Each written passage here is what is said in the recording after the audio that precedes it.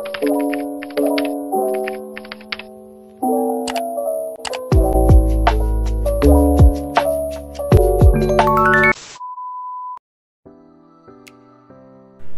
guys! Share ko nga pala yung araw ng pagkuha namin ng sasakyan.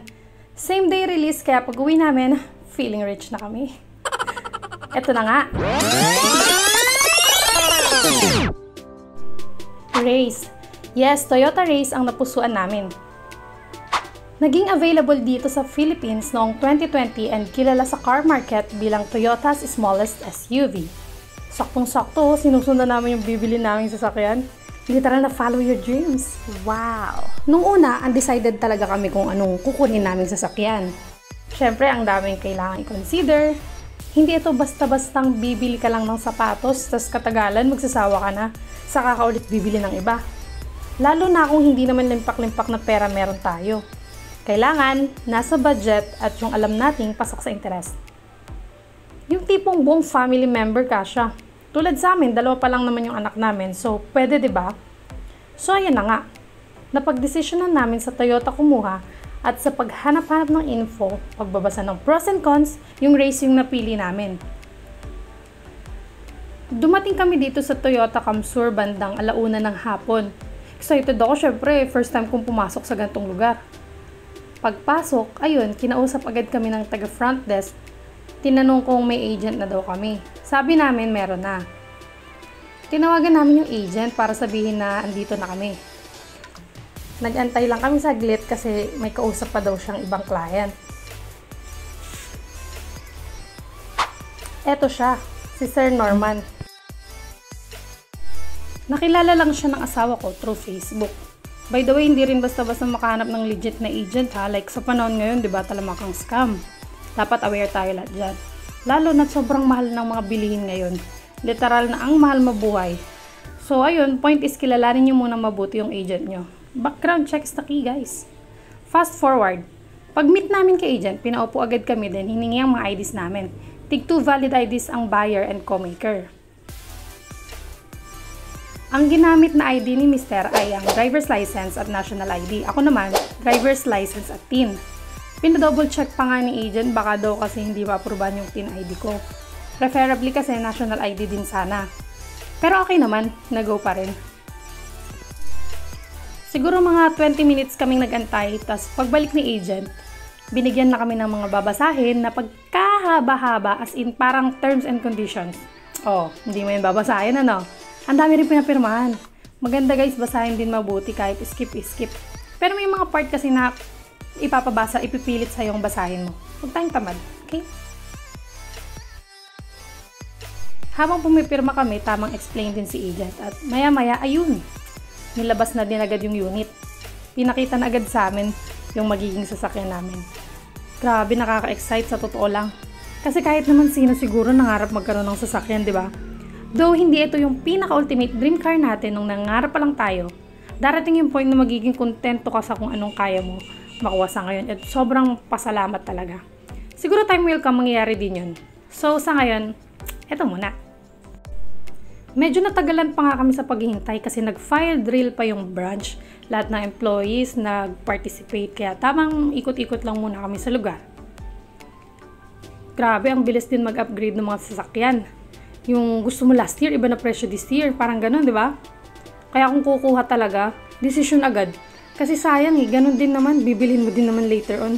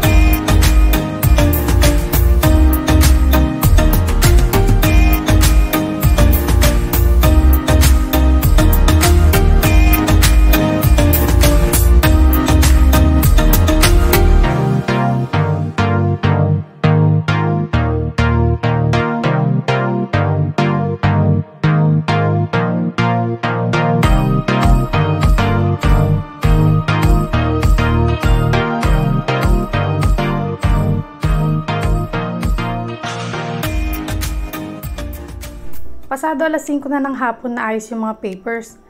Ready to release na din naman yung unit. Bali, next visit namin sa branch ay pag nag 1,000 kilometers na ang ODO for change oil. Libre ang labor until 20,000 kilometers. By the way, may freebies na binigay din pala, 2 payong na may tatak ng Toyota at early warning devices, yung triangle. Eto na yung part na tumatalo na yung puso ko sa tuwa. Anyway, second car na namin to. Kung dati na kayong followers, alam nyo na yung una naming car ay yung Suzuki Everwagon minivan. Second hand yun, kaya ito talaga ang first ever brand new car na naipundar namin. Anyway, gagawin ko ng separate vlog ang pag-review ko ng Toyota Race para mas malinaw ang specs at features. So that's it! Thank you Lord sa pagkakataon na to. Ride safe everyone! Till next vlog!